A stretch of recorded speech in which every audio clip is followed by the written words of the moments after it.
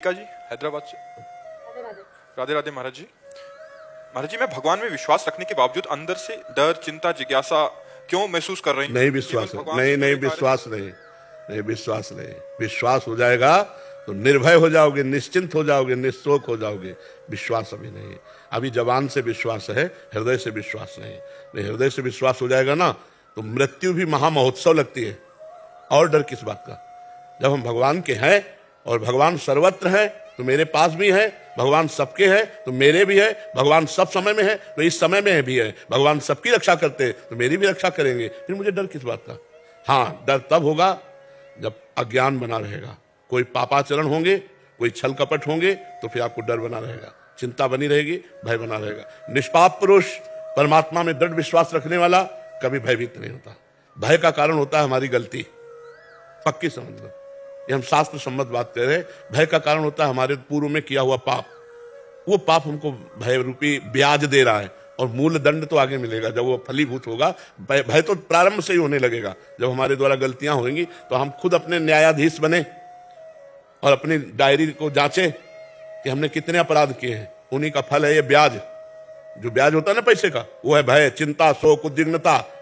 और उसका दंड जब आएगा तो वो बड़ा विचित्र होता है। इसीलिए कभी पाप ना करें। वो भूल से भोगों की लालसा से पाप हो जाते हैं। जैसे अभी समय बहुत जिनको पाप ही नहीं समझा जाता, जैसे भ्रूण हत्या है, गर्भ हत्या है, व्यभिचार है, इसको पाप ही नहीं समझा जाता। व्यभिचार को मनोरंजन समझा जाता है। हाँ, बोले थोड़ा सा लड़के में कमी थी बच्चे में, इसलिए निकलवा दिया। निकलवा नहीं दिया, हत्या कर दी। गर्भ शिशु की हत्या, इसका प्रायश्चित बहुत बड़ा होगा। ये ब्रह्म हत्या के समान है, भ्रूण हत्या, गर्भ शिशु हत्या। अब कितने ऐसे गृहस्थ हैं जो ये नहीं करते हैं? विचार करके देखो। प्रायः ये गलती हर गृहस्थ कर रहा है। आप पहले से सावधान रहिए, आप पहले से उपाय कीजिए। अगर कोई बच्चा विकलांग या किसी अंग से हीन या कैसा भी पैदा हो रहा है तो तुम्हारा भी प्रारब्ध कटेगा, उसका भी प्रारब्ध कटेगा। हत्या कर दोगे तो तुम्हारा प्रारब्ध डबल जुड़ गया। अब जो भोग होगा फिर भोगना पड़ेगा। बहुत विचित्र, समझो बहुत विचित्र। अगर आप धर्म के विरुद्ध चलेंगे तो भयभीत रहेंगे, शोकित रहेंगे, उद्विग्न रहेंगे, चिंतित रहेंगे। सफाई हमारे सामने पेश करने की जरूरत नहीं किसी को कि मैंने ऐसा कभी कोई पाप नहीं किया। नहीं, तो हमें भय, चिंता, शोक तभी मिलेगा मान लो हमारा अंतःकरण किसी कर्म के प्रभाव से प्रभावित है। नहीं तो भय किस बात का? किस बात का भय? आप विचार करो, किस बात का? सबसे बड़ा भय होता है मृत्यु का।